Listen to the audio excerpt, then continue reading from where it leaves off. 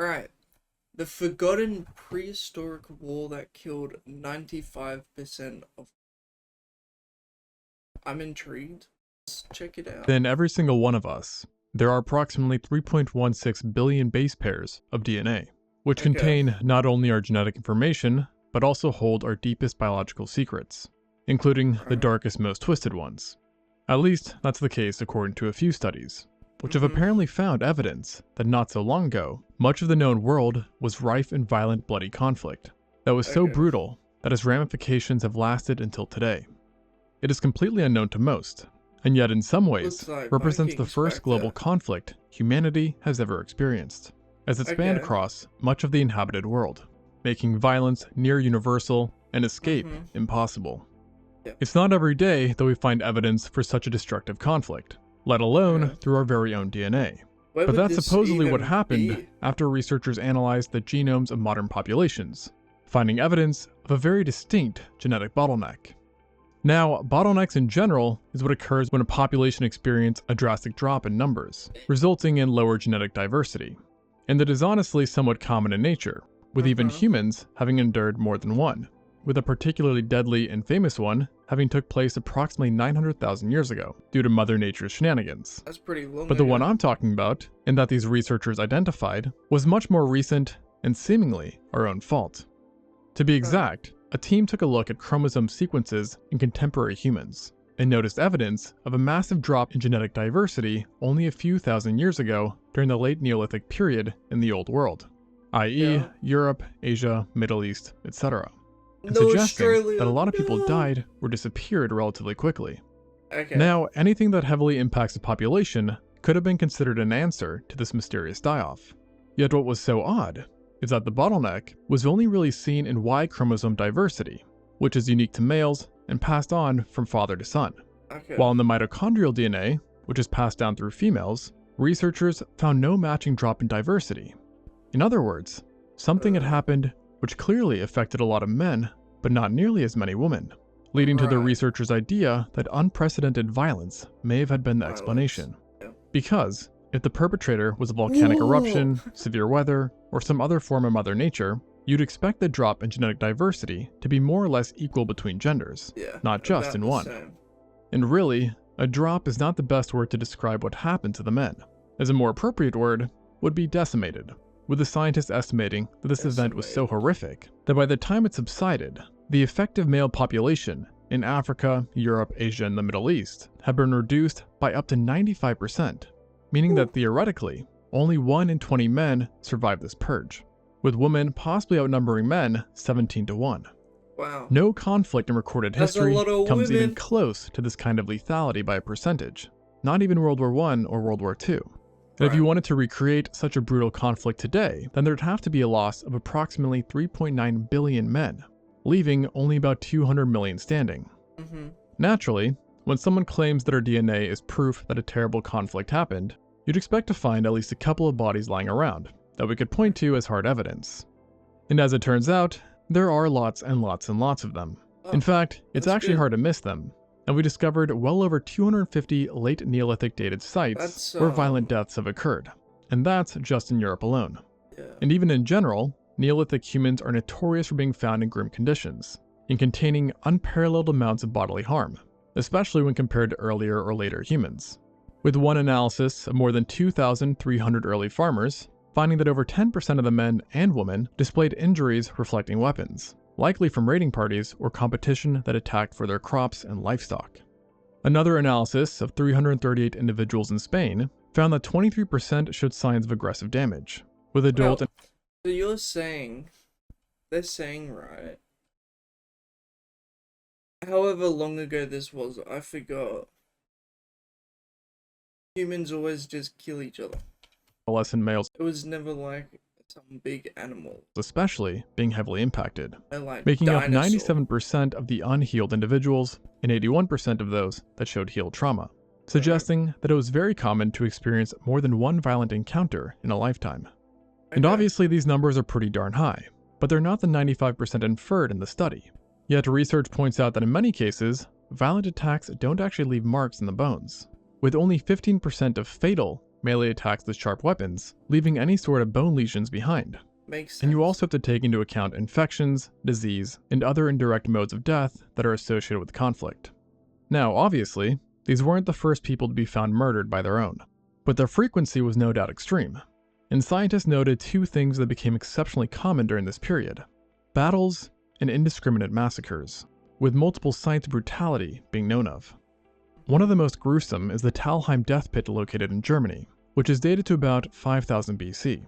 Wow. Here, scientists unearthed the remains of at least 34 individuals who had been brutally slain. And what's crazy is that none of the skeletons bore any kind of defensive injuries, which implies that they were fleeing and not fighting the attacking party. And across the board, the killing blows could all be placed in just three categories: those that were made by a sharp side of an adze-like tool, those by the blunt side, and finally, the ones killed by arrows, which only accounted for 3 of the 34 victims. Analysis on the skulls also showed that warriors back then often aimed for the head, with all but 4 of the skeletons having lethal cranial injuries, sometimes on top of already deadly wounds. And among the dead, 16 had been children, 9 of them adult men, and 7 being older females, while younger women were noticeably absent, a popular theme amongst Neolithic massacre sites, suggesting that they were viewed as valuable and likely as a trophy, being kidnapped by the victors. This particular attack took place within a settlement that possessed fortifications, like palisades, which only further proves that back then, there was a strong need to wall yourself off from other humans. And sure enough, other massacre sites that took place in settlements also had fortifications, like the Massacre of Schlitz, which likely took place in 5000 BC as well, occurring not so far away in Austria. And this one was far deadlier, with 200 victims being known of that were carelessly dumped in a mass grave after a raid on a settlement. Like Talheim, there was again a noticeable lack of dead women, and lots of dead men, but this slaughter did differ in some ways. First off, on top of presumably kidnapping adult women, they also might have captured pre-teens and young teenagers, as they too were noticeably few among the dead. And another grim difference was that in this attack, many of the dead were found without their arms and legs, while severed skulls were located separately, evidence of potential torture and human dismemberment. This could have also been a tradition for the attacking party, and showcased that different combatants had varying rituals. For example, in Asia, headhunting was particularly common. And another poignant case that further demonstrates this happens to be the largest known prehistoric mass grave, Herxheim, in Germany, and that occurred between 5300 and 4950 BC. But instead of a ravaged settlement, archaeologists actually believe they found a community that were the ravagers, having created at least 80 pits right outside their 15-acre large village that were essentially filled to the brim with victims, which so far is estimated to have exceeded 1,000 individuals, possibly up to 1,500, and ranged in age from newborns to elders. And if we account for the population difference between then and now, it would almost be like a city building a mass grave with over 800,000 corpses right outside their city walls. Nearly each one was processed in a similar way, with the native population dismembering and breaking bones, while also cleaving their skulls down the middle. In fact, so many skulls were cut and seemingly defleshed that researchers reckon that this community were skull cultists that used the heads in some ritual, and most likely ate pieces of them as well, with the brain being an especially prized part considering its fatty content. There are also signs that the tongues were often removed from the dead and that the bones were crushed for easy marrow extraction. And to sprinkle just a bit more queasiness into this, scientists further realized that there were less spongy bone elements than there should have been, and that certain bones, like the metapodials and hand phalanges, showed preferential biting. In other words, these guys had their favorite parts of the body to munch on. Plus, many of the bodies were cooked, with some even showing signs. Saying they're cannibals? Is that what this guy's saying? They liked eating fingers and tongues. Of having been spit roasted. And then, when it was all said and done, bones were processed into cups, other items, or turned into decorations, as some were found near or on spikes, where the entrance of the settlement was situated. Suffice to say, this was just about the worst group you could get caught by. But avoiding them might have been harder than you would think, because despite the lack of transportation back then, they still managed to wage war on a large scale, with many of their victims having come from vastly different cultures, some of which were only found 300 miles or 482 kilometers away. Only. The dead also ranged in lifestyle, That's with still some pretty having far. isotopes demonstrating that they were hunter-gatherers, while others had been farmers. And then you also had victims that came from up in the mountains and those from the lowlands, which all points to the idea that Herxheim's natives were horrifically bloodthirsty people who managed to carry out successful raids that required not only tactics, but a certain level of logistics. And not to mention that while their settlement was large by a Neolithic standard, it was still significantly smaller than 1,000. And when I say 1,000, I mean less than 50 people. So 50. impressive, in a very dark way. I mean less than 50 people. So impressive, in a very dark way. So they only had That 50 being said, people? there are still some mysteries regarding this place. Like who exactly were the dead? Captives of war? Slaves? Or were some just unlucky travelers that got too close? Also, no one is really sure what happened to the natives of Herxheim, with some tests suggesting that the settlement was abandoned soon after the massacres took place, with a maximum settlement time of 50 years following the burials, 50 leading people to years is wonder still if another ages. group came seeking retribution. So obviously, it's hard to argue against Herxheim as being the most gruesome site we know of, but such weird, specific brutality was not isolated to just this case, and many more instances are known of. Warriors that collected heads, you've Okay. got it. Groups that systematically broke and removed shins, yep, there was that too. Shins. Xenophobic groups that hunted down and mutilated newcomers, boom, done. I don't. And then finally, you even had You say xenophobic? What is that? hunted down and mutilated and removed shins, yep, there was that too. Xenophobic groups that hunted down and mutilated newcomers, Oh, boom, done.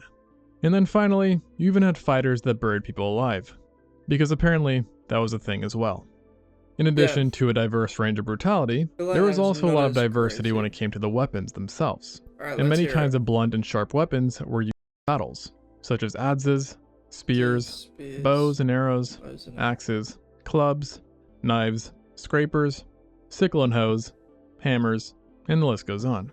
And Okay. unfortunately for combatants, So the level of pretty armor back similar then to did not like- match the innovativeness of their weapons, with no standard Oh. protection being known of. And fighters likely didn't wear much besides animal skin, woven cloth, and plant material. This all made living That's fine. exceptionally difficult for anyone, but especially for men capable of fighting. And simply growing up was an accomplishment, with a level of violence resulting in a measly lifespan of between 20 and 33 years old, and thus Wow. tying it for first place for the time when modern humans died the youngest. And this is even accounting That's for pretty infant young. mortality, as even if you made it to, say, 15, you'd still be expected to not make it past 33.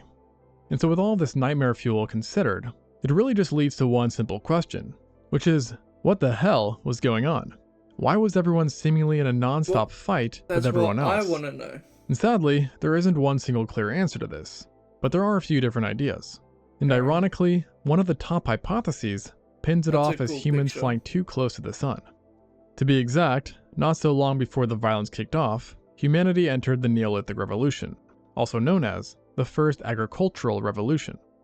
This period in history saw many human cultures transition from hunter-gatherers to settlers and farmers.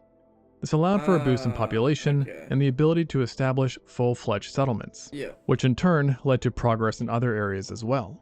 And this sounds great on paper, but this success also meant that humans could now better organize large battle-worthy groups, courtesy of said settlements, and had access to a wider range of weapons than ever before. Additionally, this shift provided humans with new reasons to kill that didn't really exist beforehand, as they now knew that settlements and farms equaled guaranteed loot, food, and women all in one True. place. Furthermore, It's like by a proximity big alone, loot settlements chest. might have been viewed as Big hostile by supply drop. others, and potentially as existential threats, leading to the notion that all neighbors were bad news and had to go. Another more specific idea that tries to answer how the Y chromosome in particular was so obliterated beyond just the violence states that as the revolution was underway, societal structures reorganized, with more and more people forming patrilineal kin groups. Perhaps because trust was a rare commodity and it was easier to rely on those you were related to. And this resulted in unrestricted movement for women, but very much restricted for men. In other words, no outsiders allowed if you were a guy. This would have made the Y chromosome very vulnerable, and explains why it was so affected when these clans waged war against one another, and ultimately leading to the genetic bottleneck being very much one-sided.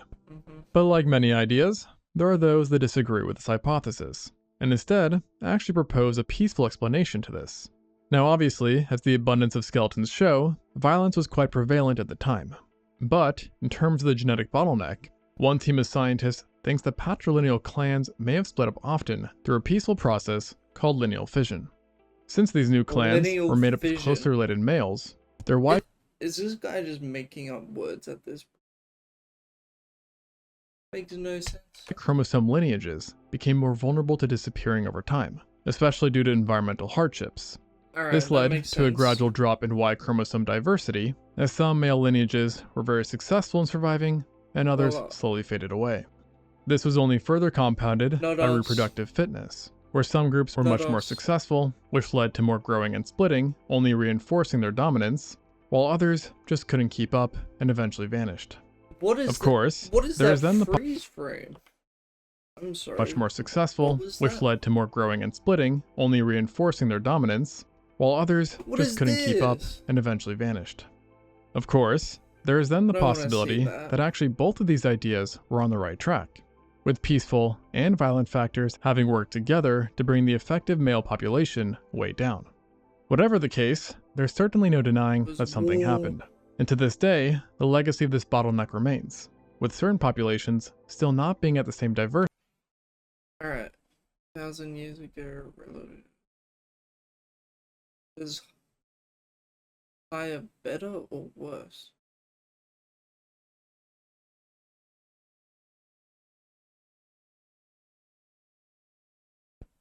I think high is better, right?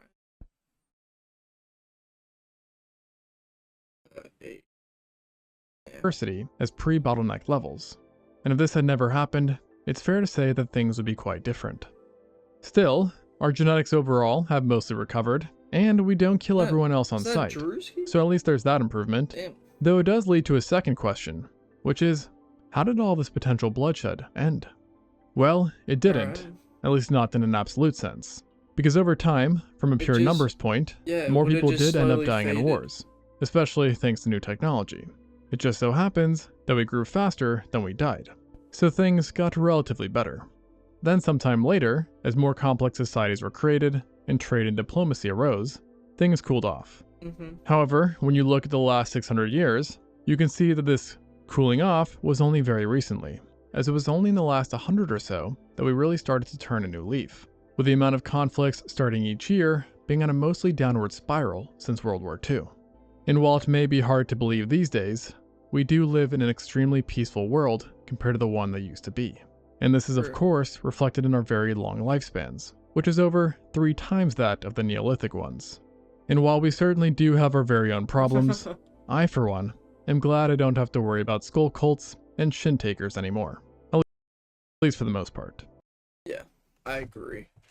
W video though, but man, those shin takers sound no good. So I'm glad we don't have to deal with them anymore. But yeah, we were all a part of that winning team. Yeah, the big strong males. But hope you guys enjoyed that little video.